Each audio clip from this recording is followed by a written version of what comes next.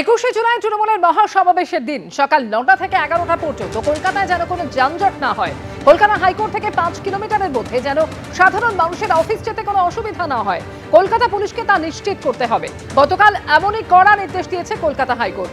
বিচারপতি তীর্থঙ্কর ঘোষ নির্দেশ দিয়েছেন 21শে জুলাই অর্থাৎ সোমবার সকাল 8টা পর্যন্ত মিছিল করা যাবে, তারপর আর কোনো মিছিল কলকাতায় ঢুকতে পারবে না। সকাল 9টা থেকে 11টা পর্যন্ত কলকাতার কোথাও যেন যানজট না হয় তা পুলিশকে নিশ্চিত করতে হবে।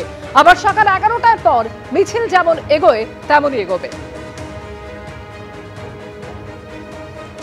এটা একটা শহীদ দিবস, যেটা পালন করার অধিকার সেই শহীদদের যারা সম্মান দেয় তাদের আছে। সেই শ্রদ্ধাকে রেস্ট্রিকশন করা যায় না।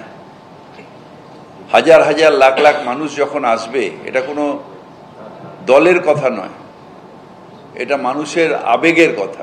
21শে জুলাই শুধুমাত্র বাংলার মুখ্যমন্ত্রী এবং তৃণমূলের একটা শক্তি প্রদর্শনের উৎসব।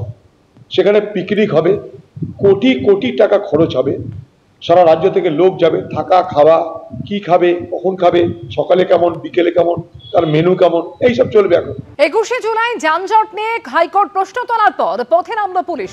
কলকাতার বিভিন্ন জায়গায় পরিদর্শন করলেন কলকাতা পুলিশ কমিশনার মনোজ ভার্মা। গড়িয়ার ঢালাই ব্রিজ এবং জোকায় পরিদর্শন করলেন তিনি। আদালতের নির্দেশ মেনে যান চলাচল স্বাভাবিক রাখতে নির্দেশ। পুলিশের তরফে 3টি হেল্পলাইন নম্বর চালু করা হয়েছে। কেউ সমস্যায় পড়ে ফোন করলে সাহায্য করবে পুলিশ, জানালেন পুলিশ কমিশনার মনোজ ভার্মা।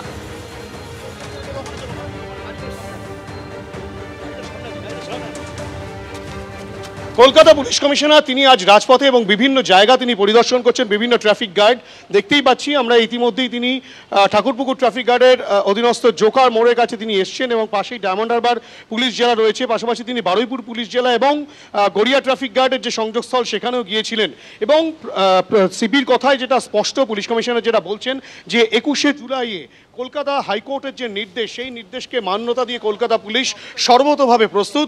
তারা কিন্তু বিভিন্ন জায়গায় পুলিশ আধিকারিক থেকে শুরু করে ব্যাপক পুলিশ ফোর্স তারা মোতায়েন রাখবেন, যাতে কোনো রকম কোনো অসুবিধা না হয়। এবং 3টি টোল ফ্রি নাম্বার তিনি দিয়েছেন, হেল্পলাইন নাম্বার। সেখানে কিন্তু ফোন করে যদি কেউ কোনো রকম কোনো সমস্যায় পড়ে, সেক্ষেত্রে কিন্তু তারা তৎক্ষণাৎ ব্যবস্থা নেবেন এবং কোনো ধরনের কোনো যাত্রীদের কোনো সমস্যা হবে না, অফিস যাত্রীদের কোনো সমস্যা হবে না, তেমনটাই আশ্বস্ত করছেন কলকাতা পুলিশ কমিশনার। এবং তিনি সে কারণেই আজ রাজপথের বিভিন্ন জায়গায় পরিক্রমা করলেন এবং গতকালও তিনি বিভিন্ন জায়গায় গেছিলেন। ইতিমধ্যেই তিনি যেটা জানালেন, Howrah police commissionerate, Barrackpore police commissionerate এবং বারুইপুর পুলিশ জেলা এবং ডায়মন্ড হারবার পুলিশ জেলার সঙ্গেও তারা সমন্বয় রেখে এই কাজ করবেন এবং যাতে কলকাতা হাইকোর্টের নির্দেশকে মান্যতা দিয়ে কলকাতা পুলিশ সঠিকভাবে সচল রাখতে পারে কলকাতাকে, সেই চেষ্টায় কিন্তু তারা চালাবেন। তেমনটাই কলকাতা পুলিশ কমিশনারের কথা স্পষ্ট।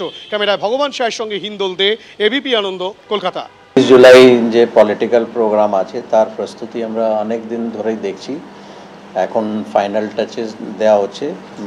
মাননীয় হাইকোর্ট ক্যালকাটা একটা অর্ডার দিয়েছেন, তো সেই অর্ডার সবাইকে কমিউনিকেট করা হয়ে গেছে। আমাদের টিম সবাইকে ভালো করে ব্রিফিং করা হয়েছে। কিছু যেহেতু এটা অর্ডারে কিছু কিছু ইনস্ট্রাকশন দেওয়া আছে, তার জন্য এক্সট্রা ম্যানপাওয়ার, সিনিয়র অফিসারের আরও একটু বেশি ডেপ্লয়মেন্ট, এছাড়া একটা হেল্পলাইন নাম্বার আমরা দিয়েছি পাবলিকের, যাতে কোনো রকম কোনো ইনকনভিনিয়েন্স না হয়।